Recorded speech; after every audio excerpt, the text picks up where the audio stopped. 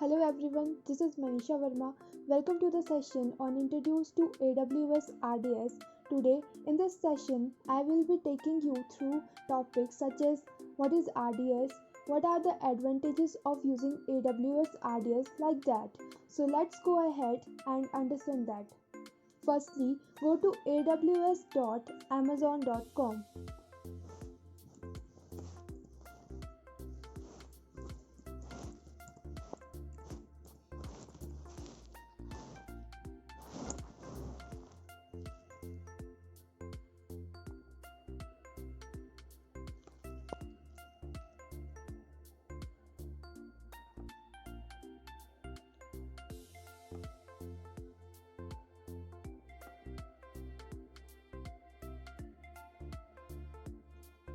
And I am gonna sign into Amazon console. So sign into the console.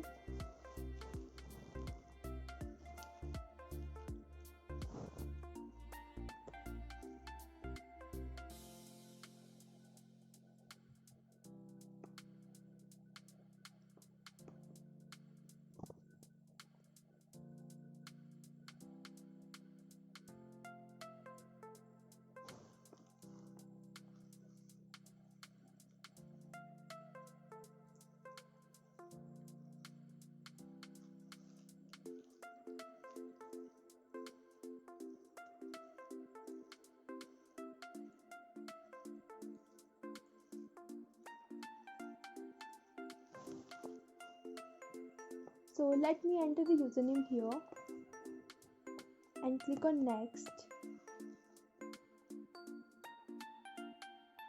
and password and sign in.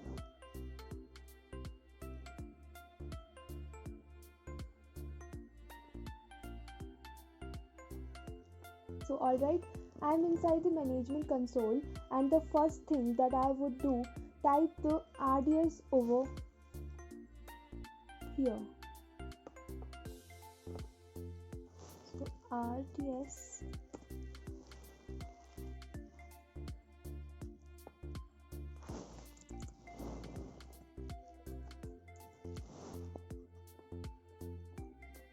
so this one, managed relational database service.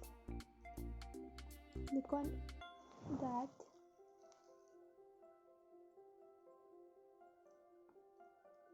So first of all, first question is, what is RDS? RDS is a relational database service. Make it easy to set up, operate and scale a relational database in the cloud. It provides cost efficient and a resizable capacity while automating time consuming administrative tasks such as hardware provisioning, database setup, patching and backup.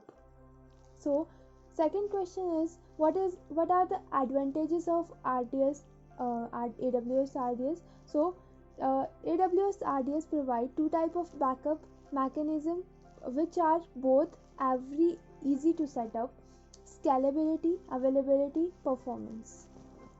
So सबसे पहले आप यहाँ जाइए, create database, click on that.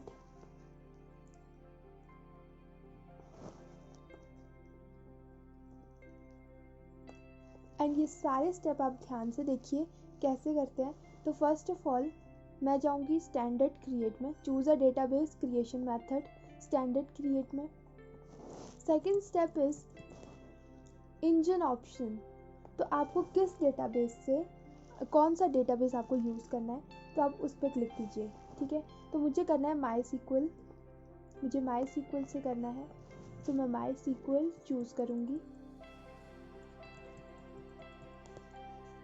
Version आप कुछ भी ले सकते हो, मैंने लिया है 8.0.20. आप लेटेस्ट वर्जन भी ले सकते हो. टेम्पलेट फ्री टायर है तो फ्री टायर लीजिए, ये टेस्ट वाला भी ले सकते हो, प्रोडक्शन भी ले सकते हो, आप इनमें से कोई भी चूज़ कर सकते हो. तो मैंने प्रोडक्शन यूज़ किया है. नेक्स्ट आते हैं DB इंस्टांस आइडेंटिफायर. तो इसका नेम चेंज कर सकते हो, आप कुछ भी रख सकते हो. तो मैंने मनीषा रखना है, अपने नाम से डेटाबेस बनाना है. सो हम जाएंगे क्रीडेंशियल सेटिंग में। क्रीडेंशियल सेटिंग्स में हम देखेंगे master user name. Master user name अगर आपको एडमिन रखना है तो एडमिन रखिए, रूट रखना है रूट रखिए, अपना नेम रखना है आप अपना नेम भी रख सकते हैं, ठीक है। एंड मास्टर पासवर्ड, अगर आपको ऑटो जनरेट करना है पासवर्ड तो यहाँ पे क्लिक करके आप ऑटो जनरेट कर सकते हो, पर मुझे अपना खुद का पासवर्ड देना है तो मैं यहाँ पे पासवर्ड दे दूँगी।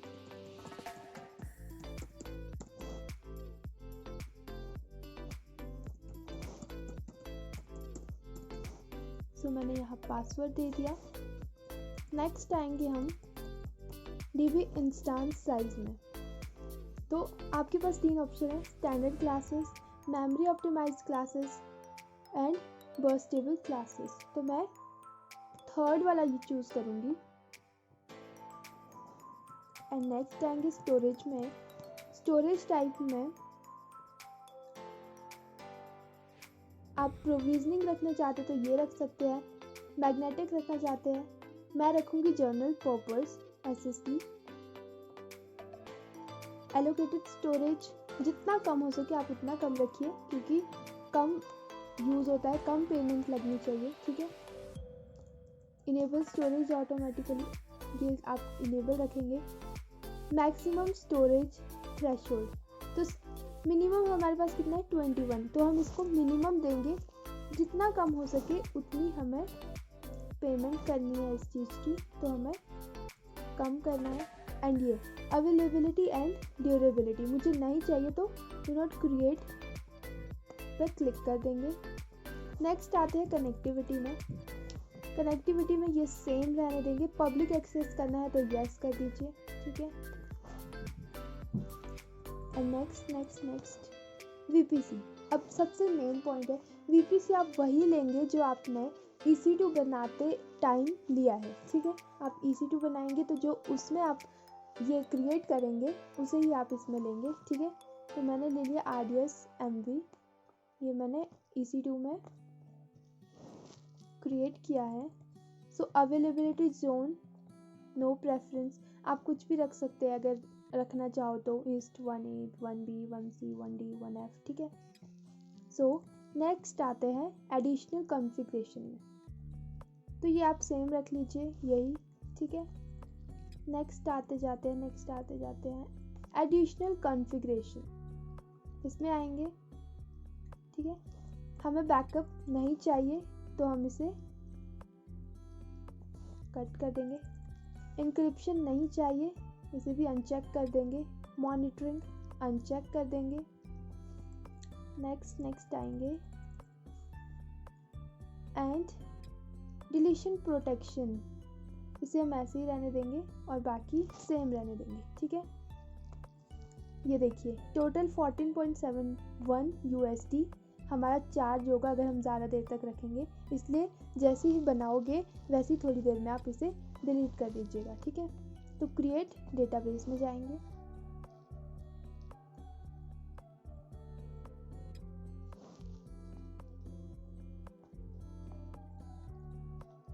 तो ये क्रिएट होने में थोड़ा टाइम लगाता है, इसे टाइम लगता है थोड़ा क्रिएट होने में, तो आप कुछ सेकंड्स वेट करेंगे इसके लिए, वैसे ही ये क्रिएट हो जाएगा।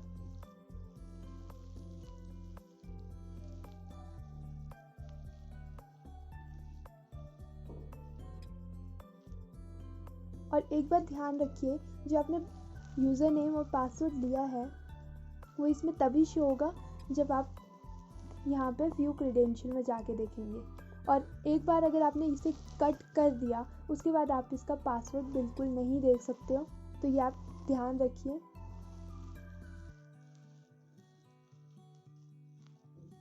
इसे ओपन होने देते हैं।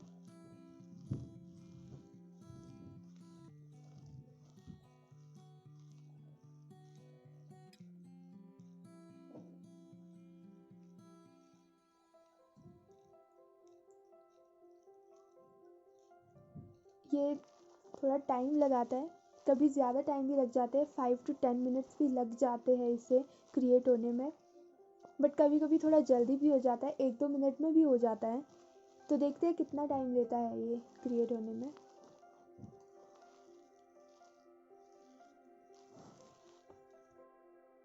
तो जैसा कि आप देख सकते हैं कि अभी भी चल ही रहा है, अभी भी पूरा प्रोसेस नहीं हुआ है, तो इसे पूरा होने देंगे।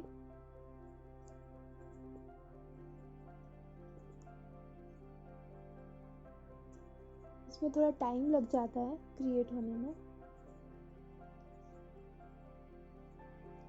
और इसे ध्यान से क्रिएट कीजिएगा। अगर आप इसे अच्छे से क्रिएट नहीं करेंगे, जैसे मैंने आपको स्टेप्स बताए, अगर आप वैसे स्टेप्स को फॉलो नहीं करेंगे तो आपका जो MySQL डेटाबेस होगा, जो वर्कबेंच होगा, वो आपका नहीं चलेगा। तो इसलिए इसे ध्यान से देखिएगा, ध्यान से स्टेप्स फॉलो कीजिएगा। जब आप ID पासवर्ड उसमें डालोगे अब वर्कबेंच में, तो ये एरर शो कर देगा, इसलिए इसे ध्यान से बनाइएगा। तो आप अभी भी देख सकते हैं बहुत टाइम लगा रहा है, क्योंकि इसमें बहुत टाइम लगता है क्रिएट होने में।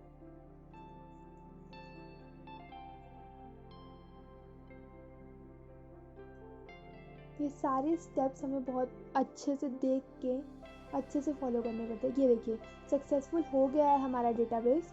तो व्यू क्रीडेंशियल डिटेल में जाते हैं, तो ये देखिए यहाँ पे आपको master password, master user name, and point दिया है। ठीक है, ये एंड पॉइंट आपका बहुत काम का है। जब आप कोई वेबसाइट क्रिएट करोगे और उसे आप अगर आपको डेटाबेस में डालना है, तो आप क्या करोगे, एंड पॉइंट वहाँ पे डाल दोगे। ठीक है, और ये एंड पॉइंट आपका वर्कबेंच में भी काम आएगा, मास्टर पासवर्ड काम आएगा, एंड यूज़र नेम काम आएगा। ये तीनों चीज़ें आपकी बहुत ज़्यादा इम्पॉर्टेंट है। ठीक है, हम क्लोज़ करते हैं। तो अब ये देखिए मैं आपको ये भी दिखा देती हूँ, हमने जो यूज़र नेम पासवर्ड डाला था, अब देखिए अब आप उसे चेक नहीं कर सकते हो आपका पासवर्ड क्या था, क्योंकि अब हमने वो कट कर दिया है। एक बार कट कर दोगे उसके बाद आपको नहीं दिखेगा कि उसका पासवर्ड क्या था। तो ध्यान से स्टेप फॉलो कीजिएगा। ठीक है, ये देखिए एंड पॉइंट आपको यहाँ पे दिया मिलेगा। ठीक है, एंड पॉइंट आपको मिल जाएगा। तो ये देखिए सारी डिटेल्स है आपके पास जो भी हमने किया था। सिर्फ पासवर्ड आपको इसमें नहीं मिलेगा, तो पासवर्ड अच्छे से याद रखिए कि क्या है। ठीक है, सो ये हमारा अवेलेबल स्टेटस आ गया है। ठीक है, तो ये रहा हमारा RDS। हम ऐसे RDS क्रिएट करते हैं। तो होप आपको सब समझ आ गया हो कि कैसे RDS क्रिएट करते हैं। तो कल मैं आपको बताऊंगी कि डेटाबेस के साथ आप वेबसाइट PHP वेबसाइट कैसे होस्ट कर सकते हैं। कल मैं आपको PHP का एक लॉगिन पेज होस्ट करके बताऊंगी। ठीक है, तो सबसे पहले आपको क्या याद रखना है, RDS जैसे ही क्रिएट किया आपको उसे डिलीट भी करना है। ठीक है, और स्नैपशॉट भी इसमें सेव हो जाते हैं, वो भी डिलीट कर देना है। ठीक है, तो एक्शन में जाके डिलीट। ओके, ये हमारा डिलीट नहीं होगा क्योंकि हमने इसमें मॉडिफाई करना पड़ेगा।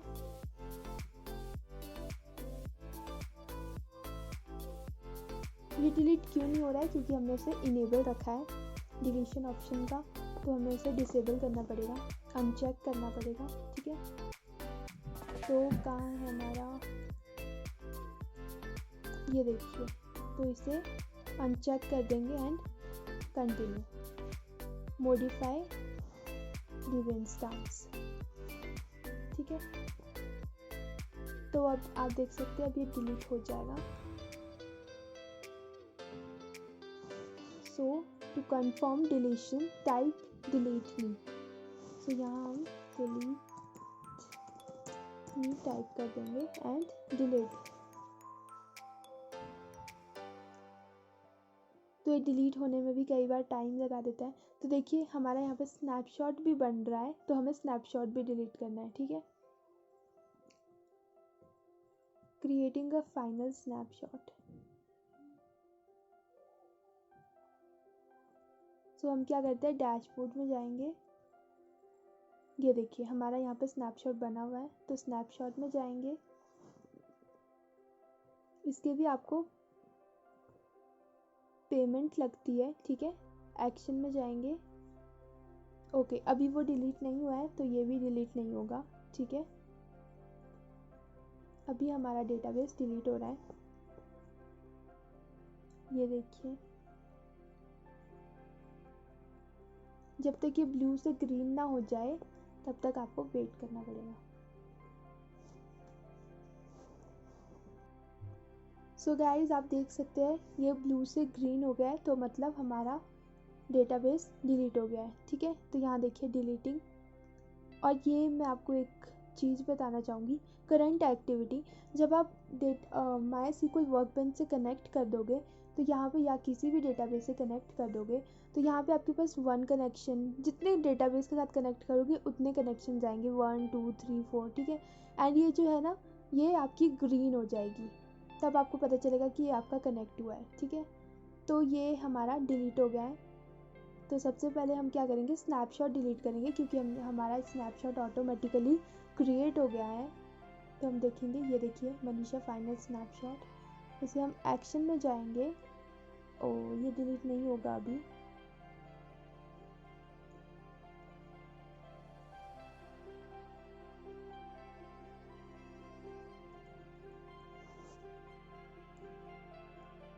डिलीट स्नैपशॉट में जाएंगे एंड डिलीट।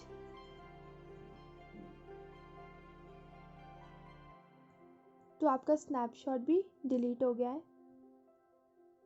डेटाबेस में जाइए एंड रिफ्रेश कीजिए एक बार, देखिए अच्छे से कि कहीं ये डिलीट नहीं हुआ हो, तो फिर से हम डिलीट करेंगे इसे। ये देखना बहुत ही ज़रूरी है, नहीं तो बहुत ज़्यादा चार्जेस पड़ जाएंगे। RDS के बहुत ज़्यादा चार्जेस पड़ जाते हैं, तो ये बात आप ध्यान से सुन लीजिए। तो हमने रिफ्रेश किया तो देखा यहाँ पे कोई डेटाबेस हमारा क्रिएट नहीं हुआ है, तो हमारा ये अच्छे से डिलीट हो गया। तो गाइज़ आज की वीडियो यहीं तक ही। कल मैं आपके पास नई वीडियो के साथ आऊँगी। तो कल मैं आपको बताऊँगी PHP का लॉगिन पेज कैसे हम MySQL वर्कबेंच के साथ कनेक्ट कर सकते हैं, कैसे होस्ट करेंगे, डेटाबेस कैसे बनाएंगे। तो कल की वीडियो में मैं आपको ये बताऊँगी। कल की वीडियो बहुत इंटरेस्टिंग होने वाली है, तो प्लीज़ ज़रूर देखिए। तो गाइज़ आज इतना ही। Thank you guys for watching. Thank you so much.